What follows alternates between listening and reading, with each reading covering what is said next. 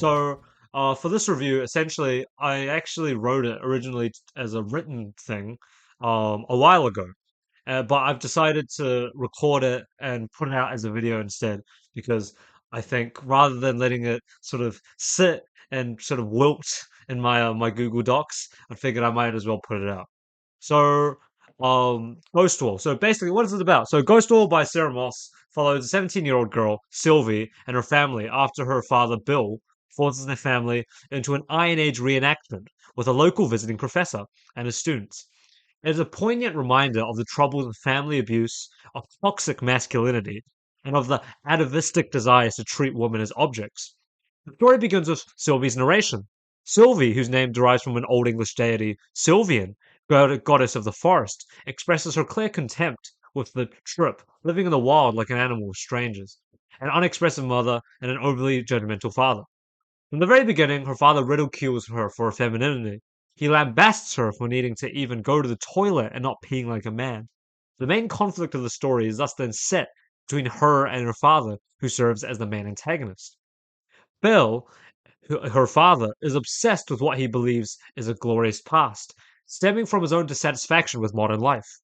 It's shown to the reader that Bill and his wife financially struggle with his occupation as a bus driver and hers as a supermarket register worker. His dissatisfaction then morphs into a hatred of not only reality, but also of his family. Constantly beats his wife whenever she does anything wrong or doesn't heed what he says. He also beats Sylvie and excoriates her when she doesn't listen to him. This toxic environment is so bad that it evolves into silence for both Sylvie and her mother, who refuse to speak up and endure their suffering. Allison and Sylvie do whatever Bill pleases, not out of love, but out of fear, which changes Molly's own worldview drastically. There are many instances where Bill tries to prove his manliness to the girls and the students through his knowledge of the ancient tradition. To him, his knowledge of Bryn grants him an exclusive power that puts him above all those figures which society deemed as important, like professors. By putting his family on the line to help, Bill believes that he can prove that although he isn't them, he's superior because he's the real descendant in the line. So this sort of camping story was, I'll be completely honest. I don't think it was the best read. I think, although the book offered an interesting introspection into darker themes like family violence and the problems of academia and masculinity, the actual execution of the writing was just awful. I mean, I think it really, it wanted to tackle these big themes. I think the message, and the problems it talks about, are really important and to be addressed. This is a serious book that addresses serious things.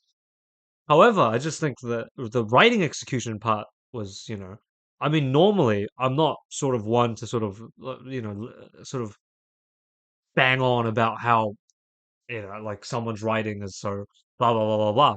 But it's just, I mean, my thing was like, is it the fact that they're like these new age books that don't use punctuation anymore? Because reading was an absolute struggle because not like a single quotation mark was used. Dialogue of the characters was basically only framed by commas, so it basically just feels like it's just the whole thing feels like free and direct style, but it's not really used in a creative way, like with Wolf or something like that. And just that, for the entire thing made the dialogue just extremely challenging, and it just made the entire reading experience, more uncomfortable than it should have been. The problem, wasn't the fact that there wasn't right. It's just the problem that I don't think it added anything. Like if it was gonna provide, let's say, like I don't know, some value, right? Just let's say we skip the quotation marks and we say, oh, but that's because that's a reason, it's to express the inner thoughts of blah blah blah blah blah. But the problem that it just wasn't. It just sort of ended up being a difficult read.